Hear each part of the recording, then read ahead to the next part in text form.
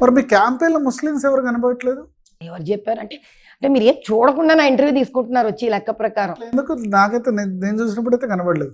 మరి ఇప్పుడు నేను ఒక వీడియో ఇస్తే మీరు ఏం చేస్తారు? ఒక ట్రెండ్ మొత్తం వీడియోస్ లో ఏదో ఒక ట్రెండ్ ఉండొచ్చాము. ఒక ట్రెండ్ ఉండొచ్చు ఏమిటండి? ఎక్కడెక్కడైతే మాకు బీజేపీ మైనారిటీ మోర్చా ఉంది. మాకు ఫస్ట్ ఆఫ్ ఆల్ మనందరం తెలుసుకోవాల్సింది ఏంటంటే it is only BJP party which has Muslim minority wing ఉంది. మా ముస్లిం మైనారిటీ అన్నదమ్ములందరూ మాతో కలిసి పనిచేస్తున్నారు. మీకు ఇంకో విషయం కూడా తెలియాల్సింది ఉంది. ఏ ఆర్ఎస్ఎస్నైతే ఇష్టం వచ్చినట్టు అవాకులు చవాకులు పేలి మాట్లాడుతున్నాడో అందులో ముస్లిం రాష్ట్రీయ మంచ్ ఉంది. ఈయన దగ్గర ఉందా అట్లా హిందూ రాష్ట్రీయ మంచి అన్న పేరుతో హిందువులది ఉందా ఒకటి? ఆర్ఎస్ఎస్ గురించి మాట్లాడే యోగ్యత, సభ్యత, సంస్కారం ఉందా ఈ వ్యక్తికి? RSS is the great institution which binds people. వాళ్ళు ముస్లిం రాష్ట్రీయ మంచ్ అని ఎందుకు పెట్టారు? ఈ వ్యక్తి వల్ల అన్యాయం అయిపోయిన ముస్లిమ్స్ ఉన్నారు.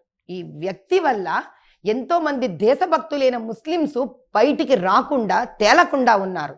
ఇతను చెప్పే వాళ్ళు ముస్లింలు అసలు కాదు. అసలు ముస్లిం షోయబుల్లా యాక్టివ్ ఉందా? ముస్లిం రాష్ట్రీయ మంచి ఇంద్రేష్ కుమార్ నేతృత్వంలో దేశంలో నడుస్తుంది. రాష్ట్రంలో యాక్టివ్ ఉందా? బ్రహ్మాండంగా యాక్టివ్ గా ఉంది. ఎందుకు లేదు? వాళ్ళు పెద్ద పెద్ద పోస్టులలో ఉన్నారు, వైస్ ఛాన్సలర్స్ అయ్యారు. వాళ్ళు చాలా మంచి యాక్టివ్గా ఉంది వాళ్ళది. వాళ్ళు ఇప్పటికే ఓల్డ్ సిటీలో చాలా చోట్ల చేస్తున్నారు. వీళ్ళు ఏఎంఐఎంతో ఎన్నో దెబ్బలు తిన్నారు వీళ్ళు. ప్రధానమంత్రి ఇటీవల చేసిన కామెంట్స్, రాజస్థాన్లో చేసిన కామెంట్స్ వైరల్ అవుతున్నాయి. మీ సొమ్ములు తీసేసుకొని ముస్లింలకు మంచి పెడతారు అని ఆయన ఏదైతే కామెంట్. మళ్ళీ కాంగ్రెస్ చేసినది ఏంటి వ్యవహారం? ఇక్కడ ఏమిచ్చింది మేనిఫెస్టోలో? నీకు నేను మొత్తం అంతా ఆస్తులు తీసి మైనారిటీకి ఇస్తా. మరి ఆస్తులందరివి ఎవడి ఆస్తులు, ఎవడబ్బా ఆస్తులు తీసుకుని మైనారిటీకి ఇస్తారు? మైనారిటీలకు ఇస్తామనలేదు.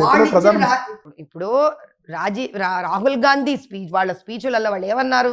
మేము ఎవరు ఏం చేసినా కూడా, ఎవడెంత సంపాదించినా కూడా ఆ మిగతా ఆస్తుల వ్యవహారాలంతా మొత్తం మైనారిటీలకు ఇస్తాము అన్నారు. ఎవడబ్బా సొమ్ము ఉంది అట్లా మైనారిటీకి ఇవ్వాలంటే? నీ ఆస్తి బయటికి తీను. ముందు నీ ఆస్తి రాసి వాళ్ళకి, ముందు నీ ఆస్తి రాసివయ్యా. బోఫోర్స్లో మీరందరు తిన్న ఆస్తులు, మీరు కూడా మరి ఏం వ్యాపారస్తులు కాదే. జవహర్లాల్ నెహ్రూ వాళ్ళ నాన్నగారు సంపాదించిందే. ఆ తర్వాత మీరు ఎవరెవరు ఏం సంపాదించారు? ఎందుకు వస్తున్నాయి మీ దగ్గర ఇంత వేల కోట్లు?